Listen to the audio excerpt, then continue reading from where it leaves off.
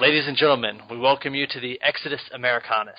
If your mind is strong and your heart is pure, join us as we put our shoulders into the boulder of liberty and the eternal struggle against the mountain of tyranny. I am Stone. Joining me as always is the incorrigible Roscoe Jones. Good evening, sir. Man, we've had a hell of a time trying to get our text straightened out this evening. Well, this is episode 3, attempt 3, I think. At least.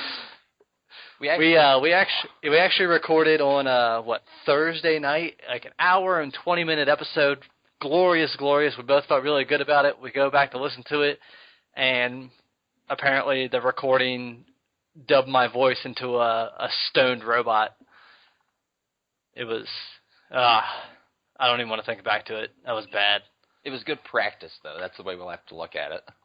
Yeah, I feel much more confident going into this attempt at episode 3 than I did into our first attempt at episode 3. But anyways, the first time we had a bunch of shit we went over. We went over the government's attacks on both our civil liberties and our person. Yep.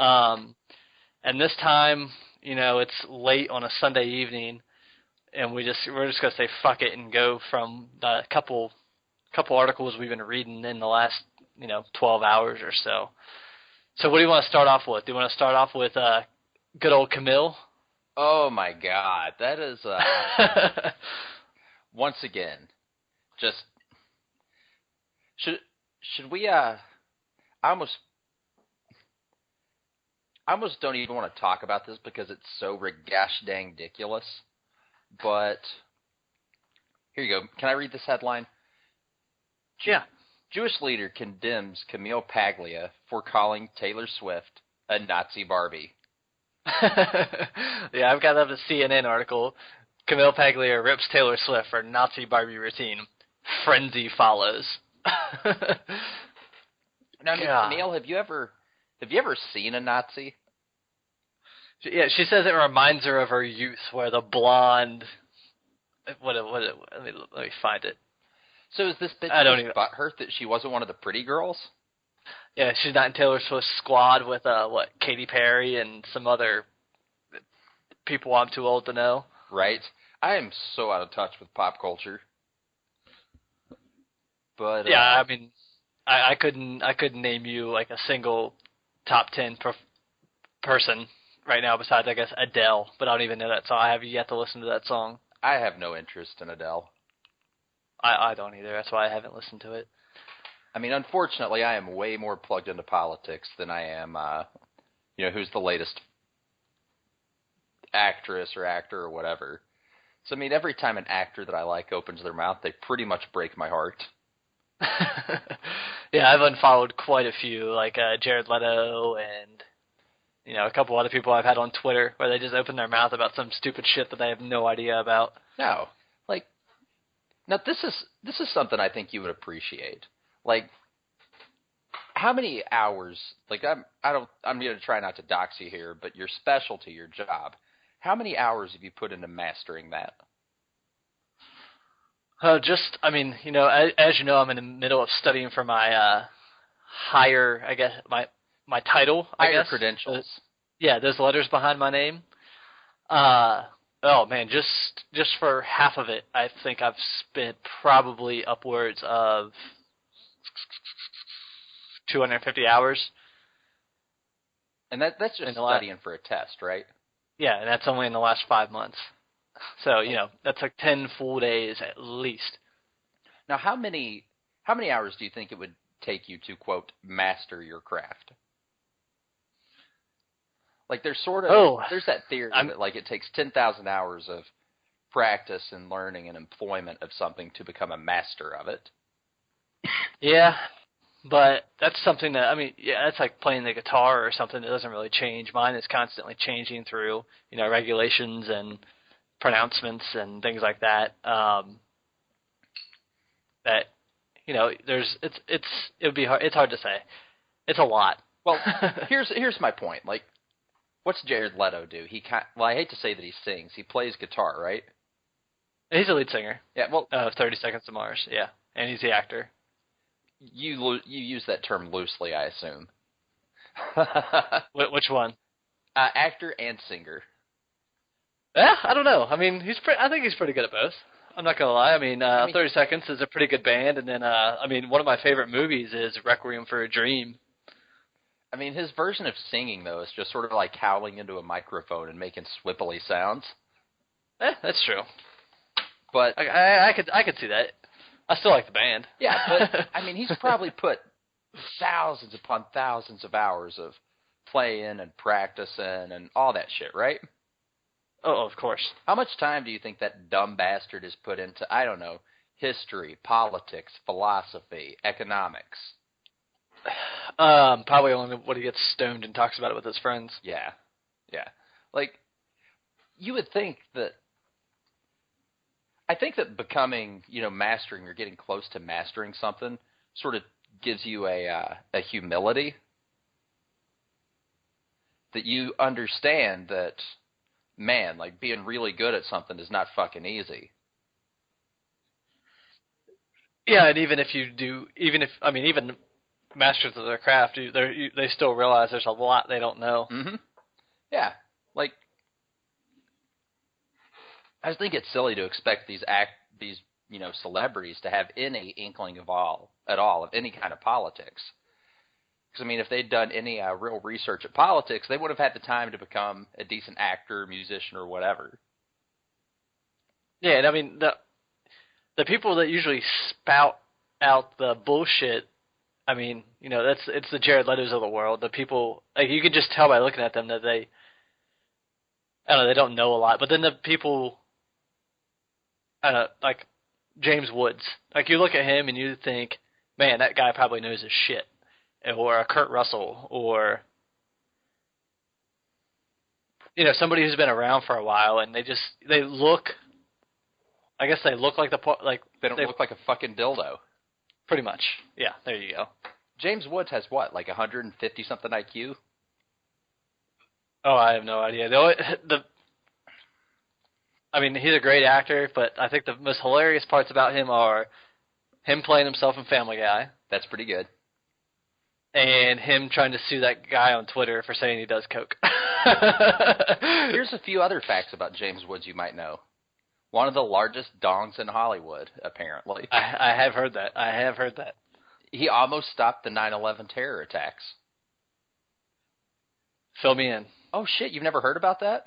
I think I have, but I think I've heard it, but I don't remember it. Well, basically, he was on a flight with two of the guys that were doing a dry run of the planes.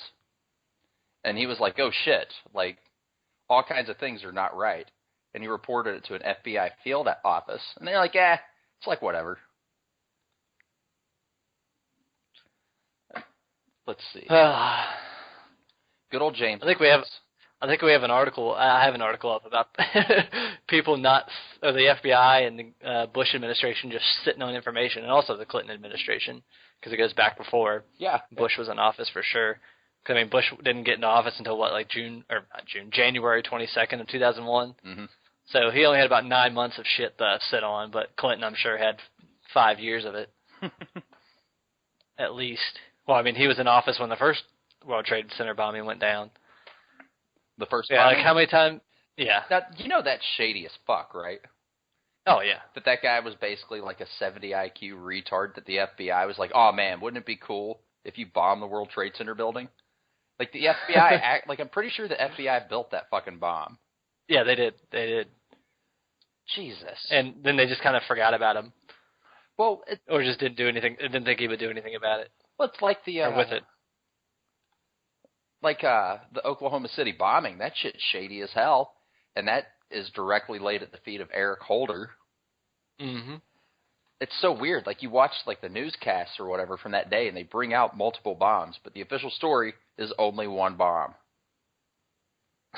Like, I don't want to get into conspiracy theory kind of stuff, but things like the first World Trade Center bombing, Ruby Ridge, Waco, OKC, like all that stuff has some horrible incongruities that send shivers up my spine. Well, going back to 9/11, there's the ticket agent, Michael Toohey. He let one of the hijackers on the plane. This is a direct quote. I got an instant chill when I looked at Atta. I got this grip in my stomach, and then, of course, I gave myself a political correct slap. I thought, my God, Michael, these are just a couple of Arab businessmen.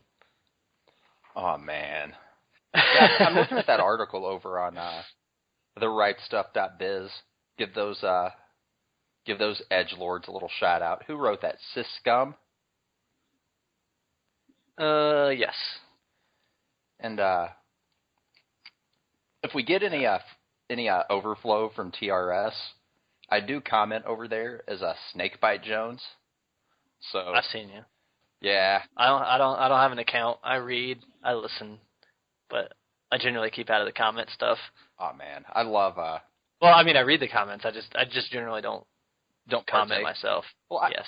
Part of the reason I got involved in the I'm a lurker, as they would say on 4chan and probably 8chan. The good old Chans. I really feel like the Chans were a important incubator for the rise of the new right. And the rise of a bunch of autistic shut-ins that call themselves anonymous. That's going to get us doxxed, isn't it? Sorry, guys. Well, I didn't mean it. I'm about as afraid of anonymous as I am of... I can't really come up with anything. I have no fear of... What were they? Like, do you remember when... I think it was Mossad doxed Anonymous, and it was a bunch of, like, Malaysians and shit? I don't remember that. Oh, man, it was pretty good. Israel doxes Anonymous. Israel did? Yeah. That's who Mossad is, Oh, I thought you said Assad. No, not Assad. Oh, okay. I was like, that's weird. I mean, it makes sense in the geopolitical climate that could happen, but yeah. Okay. Mossad. Gotcha. Yes. The Mossad. I also think another fuck up that Anonymous had, they, what was it, like just a couple months ago, they're like, oh, we're going to release all these KKK members, and they just started releasing, like, governors and senators. What was the funny part was, they pulled back the anonymous mask of the internet from all these KKK guys, and then pulled back their hoods.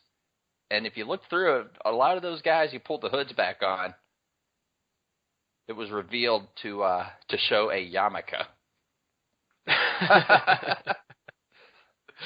I think was it Bashir from Kentucky who was on there, or was it Conway who was on there?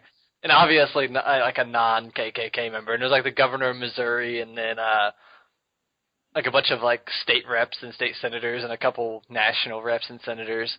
Oh, like did they? I mean, they were just shoot like a secret a top secret supercomputer database somewhere. Yeah. In the hills of West Virginia. In a secret coal mine. The KKK hasn't been relevant since the 40s, basically, and even then they were on the downshoot. It's like, come on. Well, as someone, and it's not going to be the people in power who are going to be KKK members. If they're going to be a racist organization, they're going to be in something different. They're not going to be in the fucking KKK. Well, two quick jokes about the KKK. You know how you can tell which KKK members are FBI informants? Their dudes all are of them? paid. Boom. And what's the other one? I heard. Shit, I can't remember where I heard this, but like, like as an edgy right winger, if somebody invited me to a KKK rally, I'd be like, yeah, sure. Where is it? Langley? Stan Smith would be a member. Right? God, I love that show. I was actually watching the Christmas special earlier today. Oh, which one? For Whom the Sleigh Bell Tolls? No. Or Santa Attacks? No. But I will say, all of the American Dad Christmas specials are legit. This is the one where the former Tooth Fairy takes him back in time. Oh, yeah. No, my absolute favorite episode is For Whom the Sleigh Bell Tolls, and that's the one where they Stand By Steve a Gun, and he accidentally kills Santa, and then Santa comes back and attacks him, and they're on the mountain with the hillbilly who makes the moonshine. Yup. Bob Todd. Old Bob Todd for short. The ladies, they just call me Bert. Good old. Dude, just go back and just listen to Bob Todd's lines. He does the best. Like, that's what makes it for me. Good old Bob Todd. All right, let's move on from American Dad and the KKK, and let's move on to get rid of that tab. Let's go to from stuff black people don't like .blogspot.com. Another good website for our listeners to go to. Super fucking depressing though. Oh, especially about that lady in Indianapolis, the pastor's wife, who got raped and murdered and pregnant. I hope those animals get shot out back. SBPDL, as it is shortly referred to. Yeah, it's the longest web address I've ever typed in. It's just... Thank God for autocomplete. It is often grisly to get through, but I've been following Indianapolis's descent into peak Negro for a little while now. Oof. Not a city I would want to live in. No. It's good to go watch a bowl game or NCAA opening rounds. But yeah, I would not want to live there. At least like... And their roads are terrible. Jeez. Well, most of America's infrastructure is crumbling, so... Yeah, that's true. Last winter I was driving through southeastern Indiana. And, used to be a lot of rail moved through there, like sort of going out west and even, up north. And there's all these just empty, just rusted out industrial plants all up and down the interstate. I was driving through, there's about 4 or 5 inches of snow on the ground. I thought I was in, 1984 Soviet Russia. Every now and then I'd hit a pothole so bad I'd have to go see my chiropractor. Sweet. Knocked myself and the car out of the alignment. Nice. It's all right. Anyway, go ahead. Okay, I was going to go to that article. You were the one who actually sent this to me. The local ACLU sorry, let me restart that. The Woodford was talking there for a second. Local ACLU co-chair calls for shooting or using force against Trump supporters. I mean, this goes right in line to something that we talked about on our attempted episode 3 about Loretta Lynch and her, if you talk shit about Islam, we will prosecute you.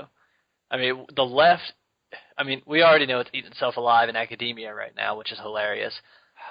And they're just they're the ones who always yelled at or bitched at the right for trying to suppress the First Amendment somehow. Mm-hmm. And yet they are the ones who are obviously they've been pushing the PC culture and PC principle. And just from the get-go, the moment that I saw how hysterical that Trump made these kind of people, I was like, all right, that's my dude. If nothing else, he will allow us to have almost went off on a long string of inappropriate 4-letter words there. If all he does is allow us to have an honest conversation without having to tiptoe around political correctness, bring it on. I'll take all the negative stuff that might come with it. I don't really see much negative, but let's rock and roll just on that. Yeah, exactly. I just lost my train of thought reading this article and looking at this. They got the screen cap that they have of this guy on their website. It's the best. He looks like he has done some kid touching in his time. Oh, for sure. Loring Werble. It doesn't even sound like a real name. Neither one of those are. They're just a string of letters. I'm surprised it's not like 18 consonants. It's like Siri trying to pronounce a name. I guess that must have been the sound his dad saw when that little lump of shit came out of his mom's vagina. I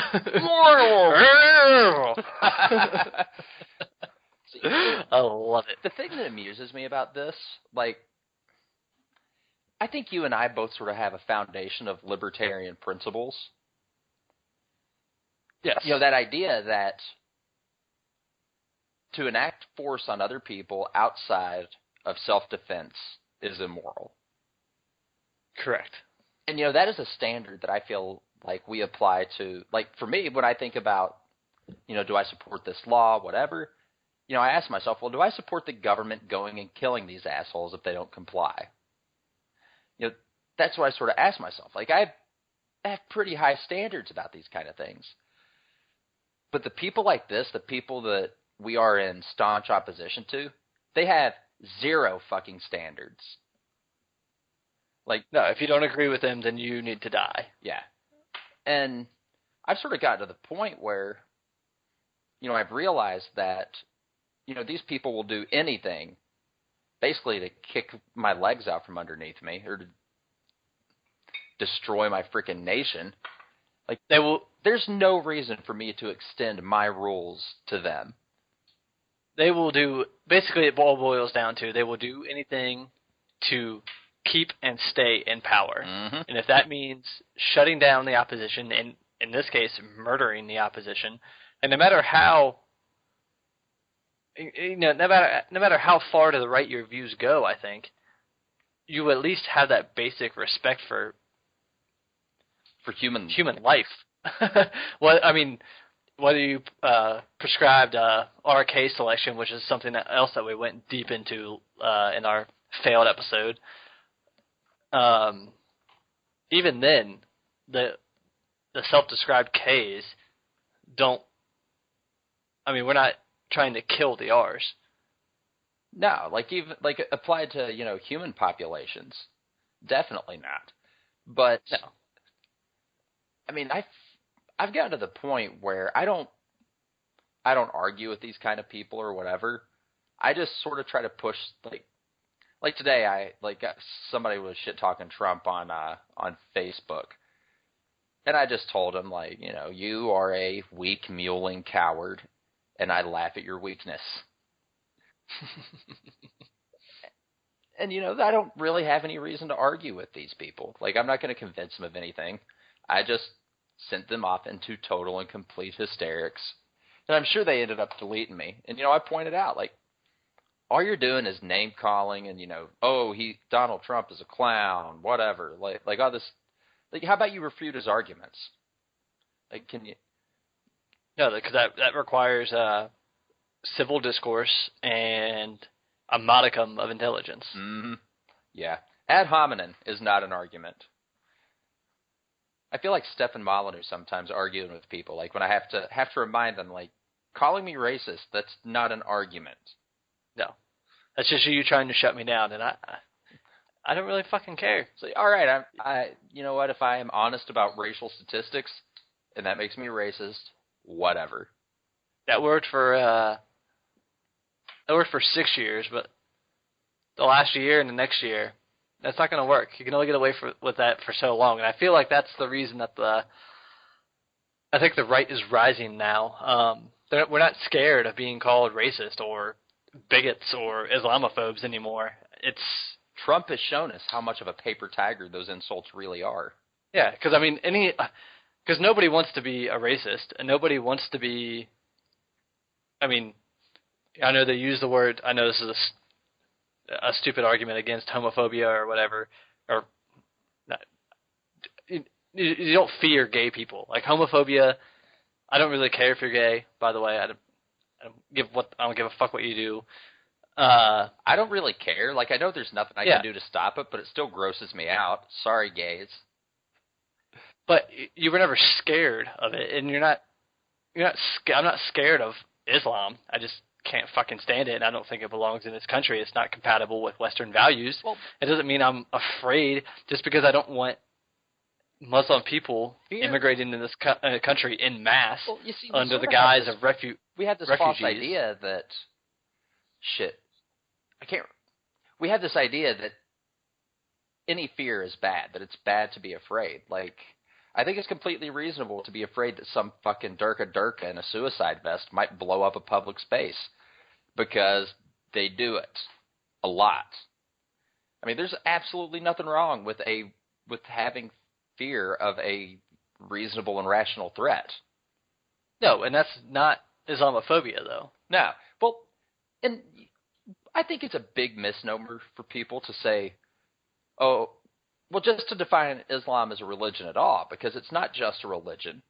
It tells you how to arrange society, how politics are supposed to work. It's an invasion manual. It's not just a religion.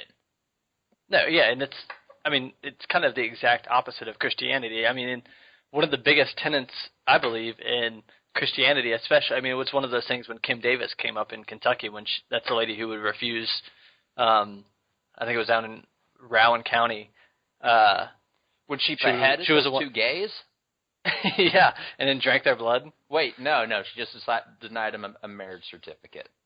Yeah, and people were getting, up in arms on, the Christians were, but, I mean, I'm a Christian, and one of the biggest things in the Bible to me is give to Caesar what is Caesar's and give to God what is God's.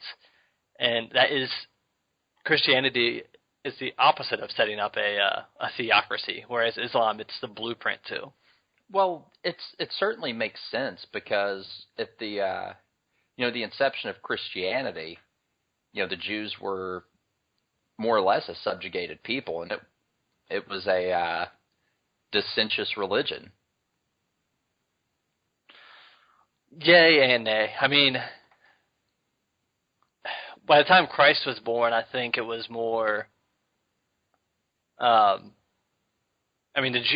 Romans didn't really care. They were just subjects of the Roman Empire in Judea, which was is Syria and Israel and Jordan and all those countries over there.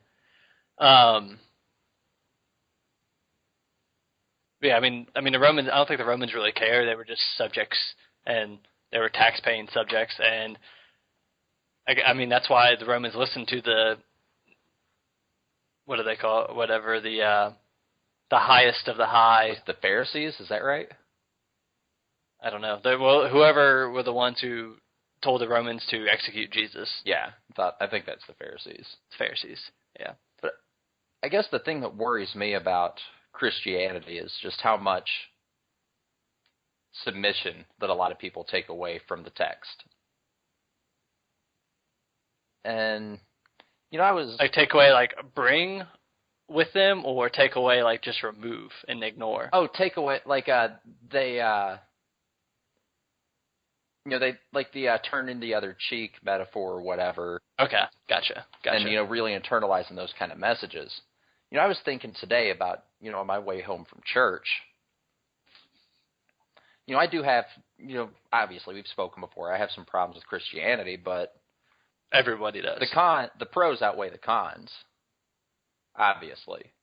Yeah, and I don't think there's a non-Catholic Christian alive who doesn't have some sort of issue with Christianity. I mean, there's a reason that's, we're called Protestants.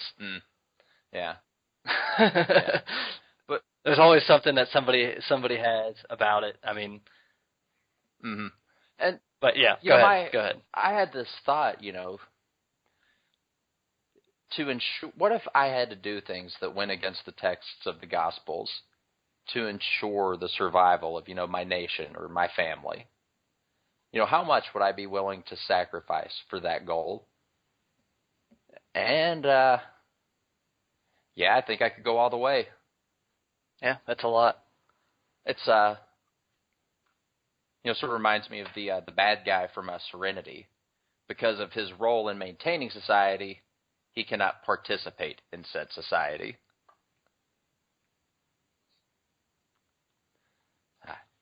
Anyway, moving on. Something I saw that was, well, I was just thinking of other analogous. Analogous?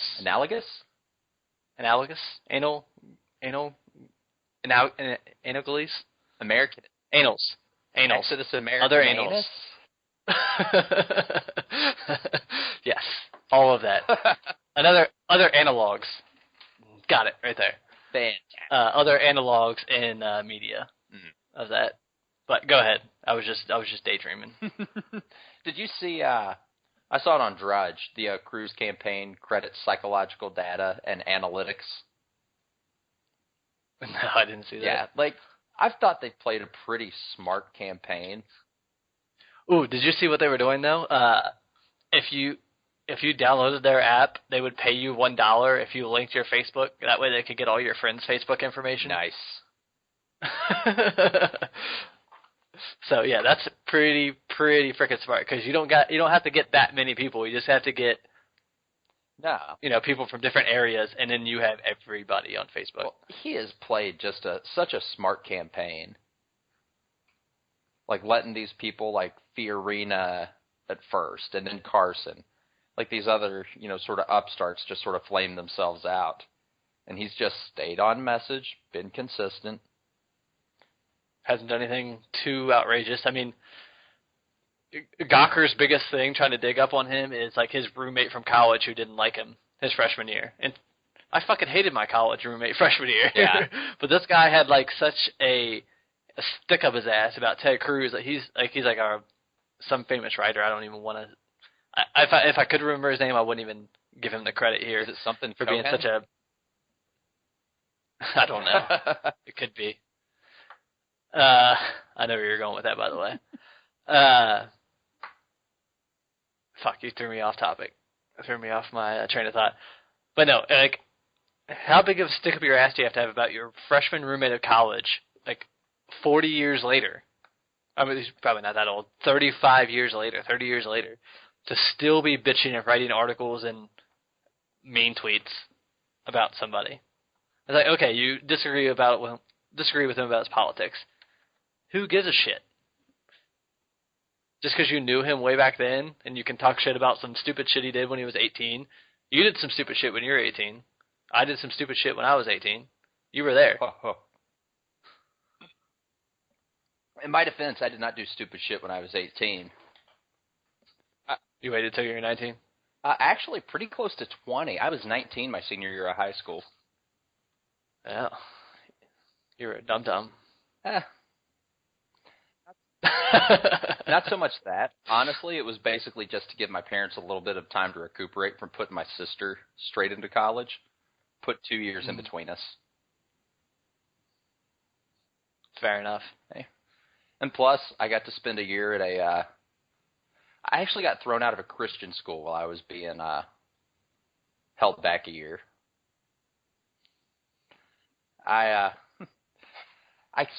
may have had a penchant for fisticuffs as a youth, which I'm sure you saw that a few times. Yes.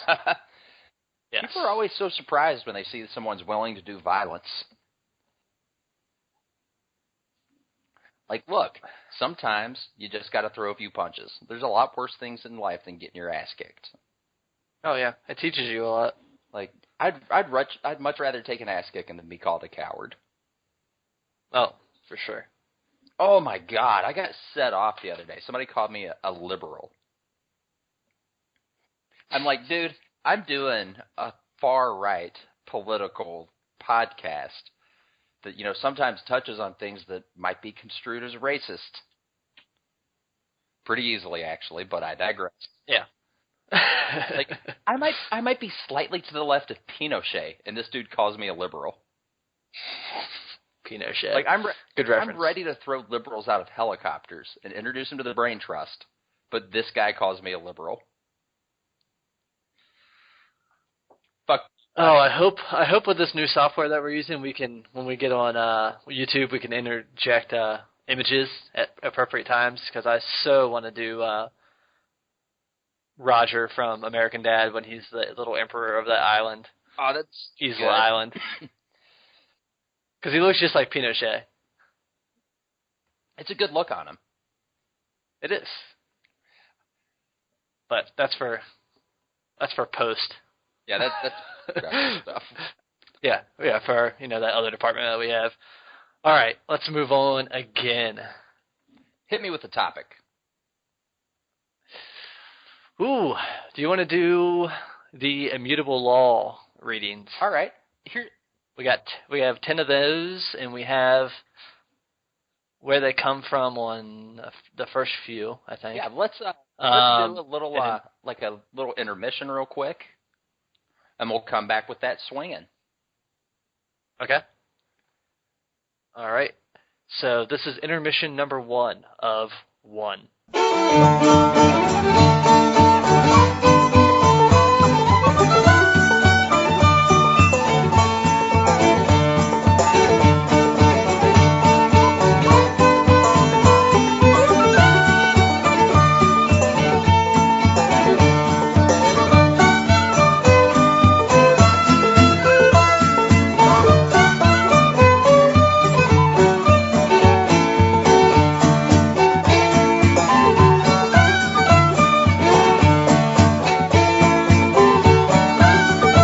Welcome back to Exodus Americanus. This is for the members only section. So if you're still listening and you're not a member, then what do you say, Roscoe? Get the fuck out? Get out. Get out. Or as Trump would say, you got to go back. You got to go back. Go back and listen to another episode. Yeah. No, but this is just the second half of our intermission, I guess, where we needed to go take a. It was supposed to be a refill to bourbon and pee break, but it turned out to be a refill to bourbon, pee, talk about our lives, football, some random stuff that we'll get to in the future on another episode, and Pringles. Just had a little bit of a bro down. Yeah, we had a bro down. Haters. But anyways, yeah, they're always. And who are the haters? Pretty much everybody. Yes. I was going to go for anybody with the who calls themselves a progressive mostly, but so that's something I wanted to mention to you real quick. You'd said to me that we were a bad influence on each other because we were pushing each other's politics further to the right, and I resisted that at first. And the more that I think about it, I have to admit that you are 100% correct. Yeah, I was before we. I mean. It had been probably about a year since we talked to each other, when it was back in, June or July, when we first started talking again, and, I mean, that was pretty much the beginning of, what do you want to call it, Trump mania? Yeah, I think we just sort of seen each other signaling on Facebook a little bit in honor of the Trump and Krieg, or just general common sense right-wing politics. And I think we'd gotten each other's backs a few times and attacking some shit-tier liberals. Yeah, we would post something that was actually, a well thought out. It's short enough for somebody to read on Facebook. I mean, we censor ourselves and, I guess, trim or cut our content down to be social media friendly. Yeah, digestible, social media friendly these days, and.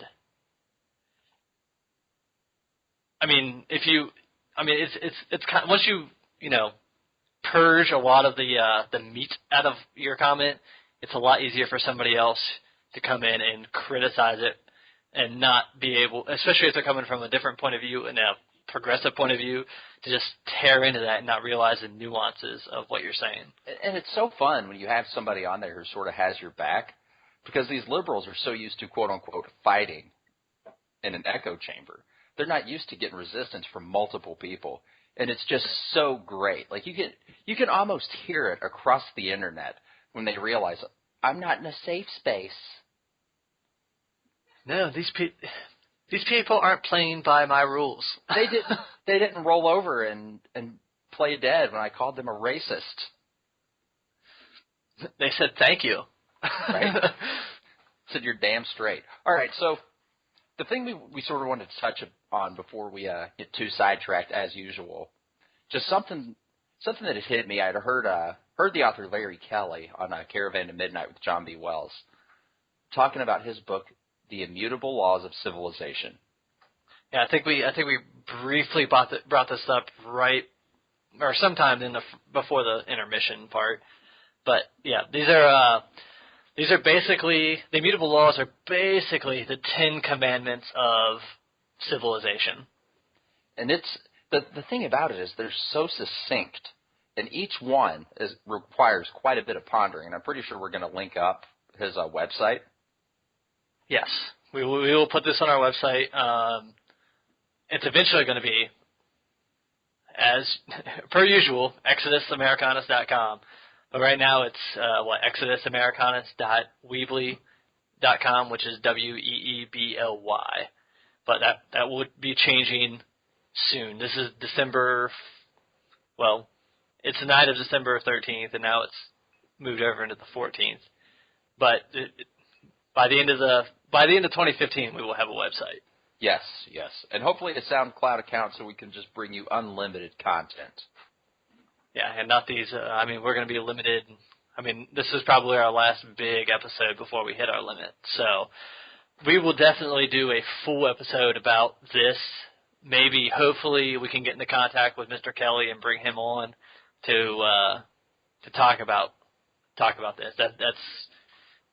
That's I know that's far-reaching and hopeful, but hey, man, even if you aim for the moon, even if you miss, you land amongst the stars or some crap. Yes, all right. Or you die in space. All right, immutable law number 1. I'm gonna sort of read over the laws, and okay. And Mr. Stone here, he has a more nuts and bolts, better understanding of history than I do, or so I believe. We'll see. We play off each other well, so I'm going to read these. He's going to give a little example. We're going to try not to discuss them too much. So here we go. Immutable law number 1. No nation has ever survived once its citizenry ceased to believe its culture worth saving. Yes, and I just want to go back. What first comes to mind is, I don't know if it was this past week or the week before. I think it was just this past week. Mr. Glenn Beck was overseas trying to, save Syrian Christians from genocide, and he called into his show every day. And one day he was up in Sweden, trying to get some what were they, humanitarians together, I think. Mm-hmm. And he was talking about how for the past 25 years, I think it was, that Sweden had been teaching in its public schools that Sweden had no culture on its own. Jesus. They contributed nothing to culture. They were not a cultural people. They had nothing to contribute to the world at large. But the people that they were bringing in, which was 99% Arab and African Muslims, they had culture. They completely delegitimized the Swedes as a people. Yes, and they have a very, very deep culture. They wouldn't be a civilization in the game Civilization. No. If they didn't have a deep, deep fucking culture. And they do.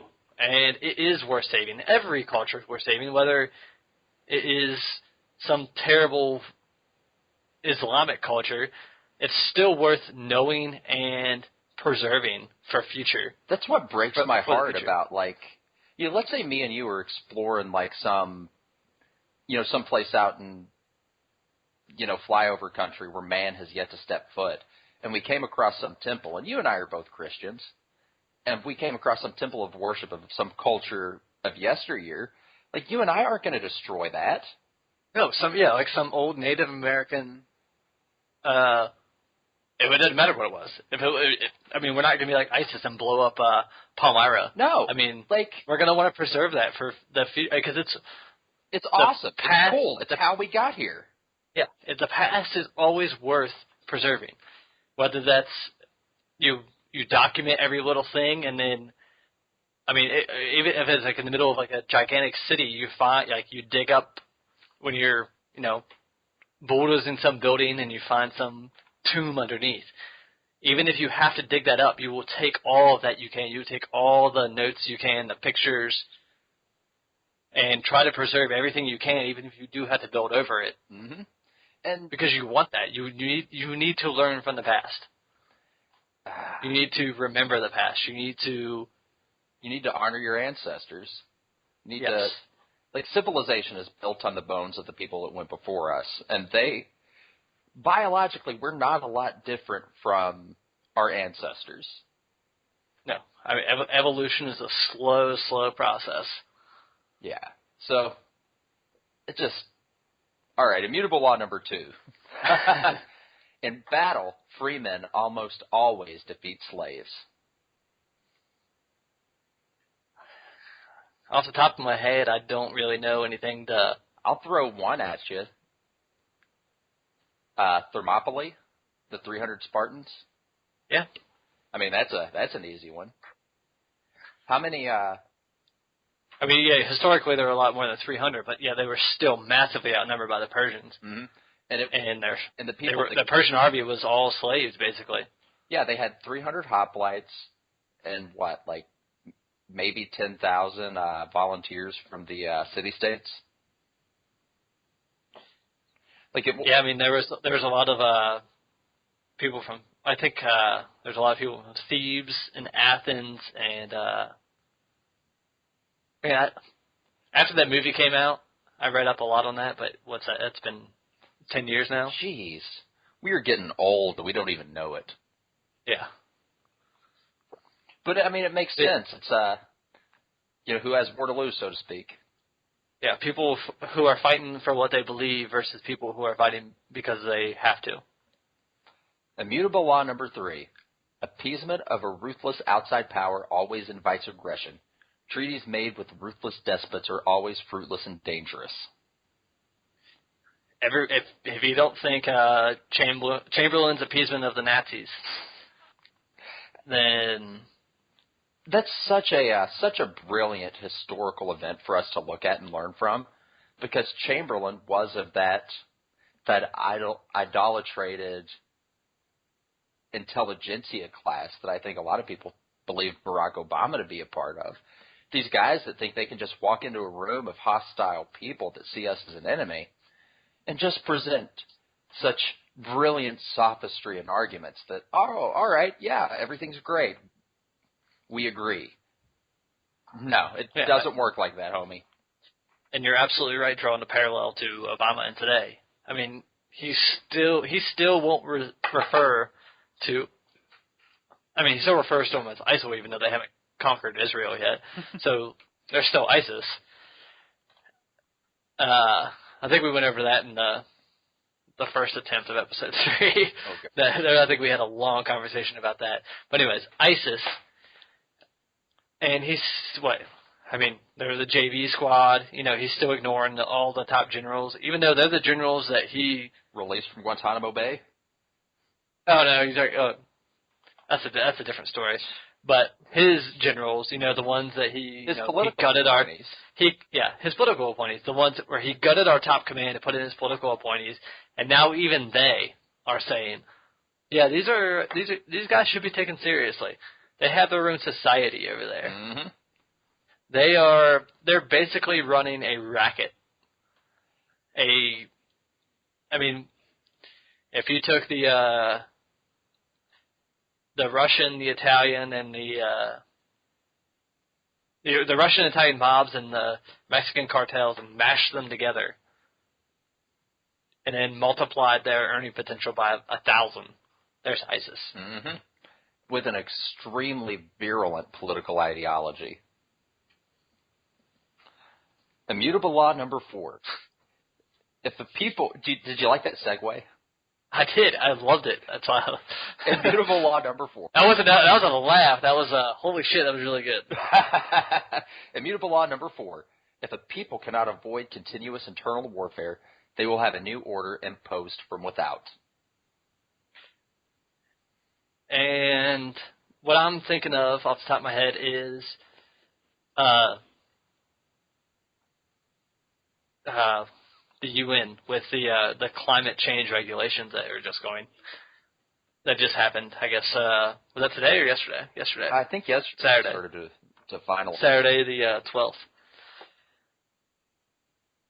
12th. So every country. I mean, I don't see a country in the world right now that is not having internal political strife. The United States with the Black Lives Matter movement. ISIS, the left blaming the right for everything. You go to Britain, it's Islam. You go to France, it's Islam. You go to Europe, it's Islam. You go to South America, you go to Venezuela. The right won the election, but the left refuses to give up power. You go to Argentina, the left lost the election, or the right won the election, the left refuses to give up power. I guess the only people that are going without internal strife right now are, the Russians? Huh. I mean, even the Chinamen are, they're always having trouble, though. Well, China sort of suffers from a similar problem that we do, just being such a huge geographic area. But theirs is even more of a sprawling problem. Immutable law number 5. When a free people, through taxation, is deprived of its ability to acquire wealth and property, collapse is presaged. You can go to any socialist nation you want. I mean, that's all I have to say. I mean, you plummet. You cause people to, when you tax the shit out of white people, they stop making babies. When they stop making babies, society soon collapses. Or just go to a society who's not white, like Venezuela. Hell, it holds pretty much across the board. You take all their money, and what do? They just stop producing. Because what's the purpose? Jeez. Or you go to France when they had the 99% tax bracket. What did the entrepreneurs and the wealthy do? Bail. They went to fucking bail. They came to America, even though we have a super high fucking tax rate. Better than France. Corporations. Better than France. They went to Ireland. They went to the Grand Cayman. They went to Russia. When your tax policies are worse than Russia, or they're worse than Russia, holy shit, you done fucked then up. immutable law number 6. Immutable law number 6. This one is extremely relevant. To hold territory, a state must be populated by those loyal to a central authority. When immigration overwhelms assimilation, the fall is predicated. I mean, holy crap. Goodbye, Sweden. Bye-bye, Europe. Yep. We had a great section in the Lost podcast about what I see in the future of Europe. Hopefully we'll be able to get into that in the future. Yeah. I mean, a lot of these, we could literally do an entire episode about each one of these. And make each one of them relevant to today, because they are. I mean, they're always going to be relevant, whether you live in a perfect society or you live in some failed despot. Some banana republic like the United States. Yeah. So you live in the United States of September 10th, 2001, or you live in the United States September 11th, 2001. Right. I mean, there is literally a dividing line between utopia and the path to dystopia. How sweet would it have been to be in like our 30s in the 1980s? Well, knowing what I know now. Well, that would be a nice bonus, but just the fact that, the economy still has such a strong growth rate. Man. Yeah. And then, kill yourself, July or June 28th, 2008?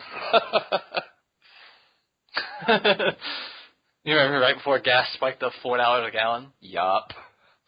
Jesus. Rough times, man. I know. Rough times. Yeah, and back then I was, 21, 20, 22, something like that.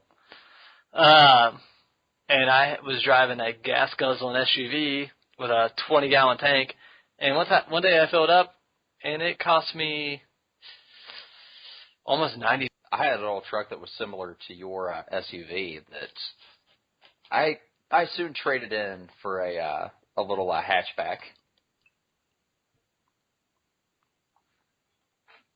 All right, which law are we on? 8? 7. 7. All right. Immutable law number 7. With the loss of fiscal solvency comes a loss of sovereignty. That ought to be pretty easy to illustrate. Yeah. I mean, you could even go back with this from the trade from fiat or from gold standard to fiat back in or I don't know if it was before World War II or at the very beginning of World War II or during World War II. It was during FDR. I know that. We went from the gold standard to the fiat standard. And when you're basing your currency off of a floating, non-existent number. Oh, you're setting me up for something really interesting. Are you ready? Go ahead. When nations lived by the gold standard, that was a great limitation to the way that they could wage warfare, because something happens to a soldier's patriotism when he doesn't get paid. And the switch over to a fiat currency, or fiat, being able to print your own, basically just print unlimited money, enabled so much more intense warfare. Like the initial, people thought World War I was going to last like 3 weeks because of just the huge amount of capital that was going to be involved. Well, but both capital currency-wise and human-wise. Mm-hmm. Oof. And that's another conversation for another episode, the leftist swing of Europe after the dramatic collapse of World War I. Kill all the strong men. What do you think is going to happen? Mm-hmm. Immutable law number 8. Debasing the currency always destabilizes the governing authority. Let's go back to number 7, though. Oh, geez. Those two are pretty similar. Yeah. Yeah, let's combine those two. So. It's like the old, when was it that Rome started smelting in a little bit of lead with the gold coins? It was towards the end of the fall of the Roman Empire, but they had started smelting lead into the gold coins to sort of, stretch out that currency a little further. And, that lend itself to, people just, getting the lead out of their gold and sort of creating competing currencies. There you go, listeners. You just learned something today. Getting the lead out. That's where that shit comes from. You want to know another something from? Well, it's probably from 1,000 years later. But sticking your neck out. Do you know what that comes from? Do go on. All right, back in when they were building the castles in the early Middle Ages, the Dark Ages, the big square castles. I forget what the exact name, but the we can all picture a castle. Yeah, without the ones with the rounded corners and all that stuff, no turret. Yeah, they were straight edge turrets because they didn't have gunpowder. It was before gunpowder. But the door to the keep, you had the big door that you could open, but during the night they would only they would have a smaller door cut into it, and they would open it up. And during the night, the only way you could get through would be to crouch to this door, and the only way to get through would be to stick your neck out and crouch through. And so when you stuck your neck out, you were at the mercy of the person standing inside. Oof.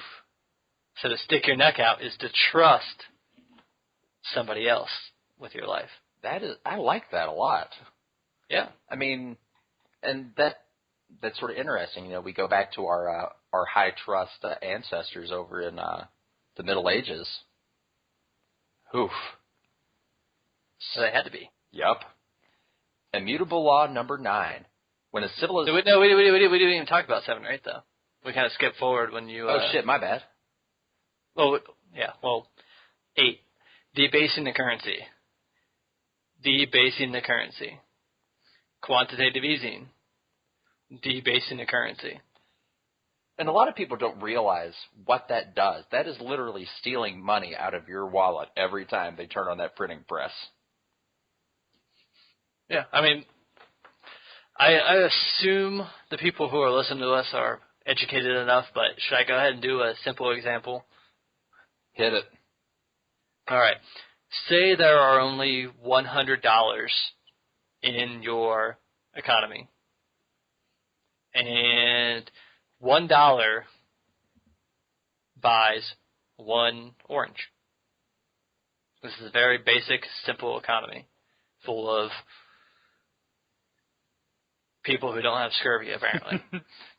No vitamin C deficiency. And all of a sudden, one day, we decide that there's not enough currency floating around out there. We think there should be more for some strange reason. Yeah, so people can buy more stuff, right? Yeah, it makes sense. If there's more currency, then more people can buy more things. We're not being serious here. Well, like that was a rhetorical answer. Yeah, like, this is for our theoretical. This is for our left wing listeners. Listener, she gone. So one day we decide there's not enough floating out there, so we decide to increase that by $5. We're going to print $5 more.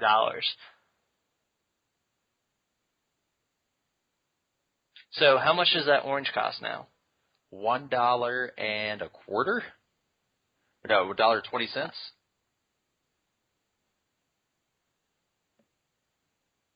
I'm too drunk to do the math right now. This is bad. Okay. My example is being terrible. Here you go. I think I might have a more elegant way to describe this. If your GDP is equivalent, when your money supply is equivalent to your GDP no matter what, when you increase your money supply without raising your GDP, you lower your spending power. Yes. That. So, you increase going back to my example, you increase your currency about by 5%. Guess what happens to the price of the orange? It goes up 5%. It doesn't matter. It's the same thing with the minimum wage. You increase the minimum wage from what is it now, like $7.50, $7.75? I don't know. I don't get paid minimum wage. Yeah. Say you increase it to what they want, $15 an hour. Guess what happens to everything else? It doubles in price. Everything goes up. Cost of services go up. It doesn't go up double in price, but it goes up that percent that you're paying these people on payroll. So if your percentage of payroll, like McDonald's is, like if they're paying people $7.50 an hour and it goes up to $15 an hour, everything is going to have to increase by that much. Say their wages are 10% of their total expenses for the year. If that doubles, and that's what, 15, 20% now? Mm-hmm. They're going to have to increase the prices by that much to equal it. It's not that fucking hard. And then you had a great argument the other day. Why not increase it to 25? Why not increase it to 50? Right. Why not increase it to $100 an hour? Just make everybody really comfortable. Yeah, if any of our listeners out there, and if you see some liberal post about how the minimum wage needs to be increased, take the strategy of agree and amplify, and just see how far they're willing to go. Like, just see where they will draw that arbitrary line in the sand. Because that's all the minimum wage is an arbitrary line. Mm-hmm. It's a bunch of bean counters who decided what they think an hour of labor is worth. Like, who are they to decide what an hour of labor is worth? Like, how could they possibly know that?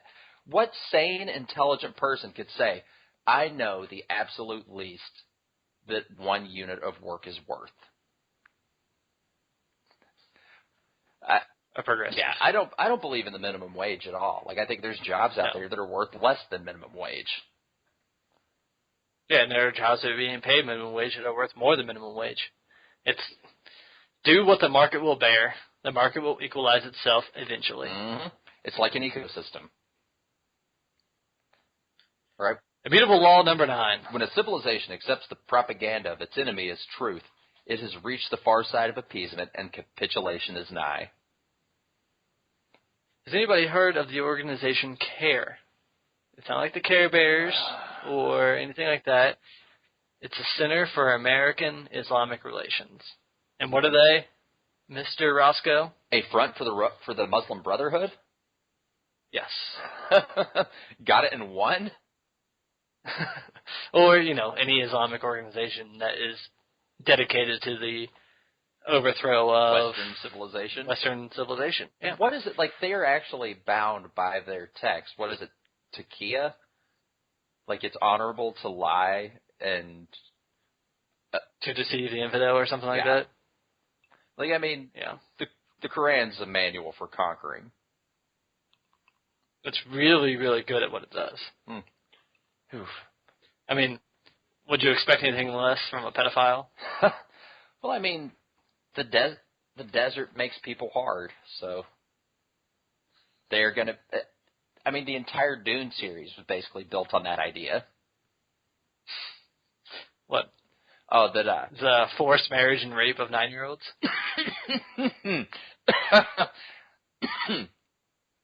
No, the people from the desert are good soldiers. Oh, okay. So both. Sorry, that... Immutable law number 10. Declining civilization... Oh, go ahead. I was going to say, how about I read this one and you answer this one? Hit me. Declining civilizations will always face superior firepower from ascending civilizations because sovereignty is only temporarily uncontested. One of the things that I am afraid of, if you'd gotten to hear our podcast that we lost, I'm really good at making future predictions, and this is one that I really... Oh, yeah, we missed all the Roscodamas. Mm-hmm. This one actually is not... What we're going to learn from the, the F-22 that we've spent trillions on, the new fighter plane, is it the 22? Yeah. Like, I don't know. I just saw it today that they're looking for the next one after that. Well, it's like the 22 sucks so bad that in every possible simulation that's been ran, like the Russian air just absolutely mauls us. Like, I've got a feeling we're going to get our nose bloodied at some point soon. Because we... Yep. The F-22 Raptor. What a piece of shit. Right. I mean, it's sort of like the... it was built by a committee instead of built by people trying to make an awesome airplane. Yeah, they're like, oh, let's just... we want this, and we want this, and we want this, and we want this, we want this, we want this. Put it all together. Like people who have no concept of warfare, tactics, anything, deciding how to put together a friggin' fighter plane. Something else you may not have seen, it wasn't in a lot of mainstream news. A Russian plane flew over a carrier group, just turned them off, turned off all the electronics. I did not see that. Yeah. So, that American technological superiority that we vaunted for so long, I think it might be on the way out. It all goes out the door when we detonate a nuke in their upper atmosphere and destroy all their electronics. If they don't hit us first. That's true. I mean, maybe that's what... That's why you and all of our listeners need to put all around your house or apartment or shanty or wherever you're listening to this from in a Faraday cage. And if you don't have a Faraday cage close by, if you have any important hard drives or cell phones that you want to survive the EMP pulse from a nuke, you can put them in your microwave. Or your Or go to this website, our sponsor, Pocket Protector. No, I'm just kidding. I wish we had a few sponsors. I know. No. If Pocket Protector was a brand, I would definitely spout them. We're all whores. It's just a matter of our price. Ain't that the truth? Ain't that the truth? All right, and we've got through the immutable laws. We've got nice. Feel like we've got a nice show under our belts. Yeah, we got 2 parts. I mean, the second part's I guess only for our listeners. And if you listen to this and you're not a member, you're a bad person. You owe us. Yeah, you need to write us a check for $14.88. I was going to say Tree Fitty. I'll take either one. I'll take a single dollar. What's the song? from Team America. If you get your $1.09. Freedom isn't free. There's a hefty fee. And if you don't chip in your $1.05, who will? There you go, $1.05. Everybody owes us $1.05 because we are spouting freedom. Yeah, what he said. All right, everybody. This has been, once again, hopefully this is a good episode. We don't know. We'll listen to it after we get off this, and there could be a third attempt for episode number 3. We might just put all these up. We'll see. You might hear eventually you'll probably hear my robot voice, and you will probably want to kill yourself. Keep your heads up and keep walking towards the light, for we must not just be men of reason. We must also be men of hope. Much more eloquent than I could ever put it, except when I first started the show. All right, well, thank you, Roscoe, for joining in with me once again. This has been Exodus Americanus. Visit us on SoundCloud at soundcloud.com/ExodusAmericanus or our website, ExodusAmericanus.com, which will be soon. Within the next 2 weeks. If you find us on SoundCloud, we've got the page linked on there. That's the easiest way to get there. Yes. Yeah. There you go. SoundCloud.com/ExodusAmericanus. Thank you very much. Roscoe, any last things to say? You got it, man. I'm good. Okay. All right. Love you, brother. Love all you listeners. Thank you very much for listening.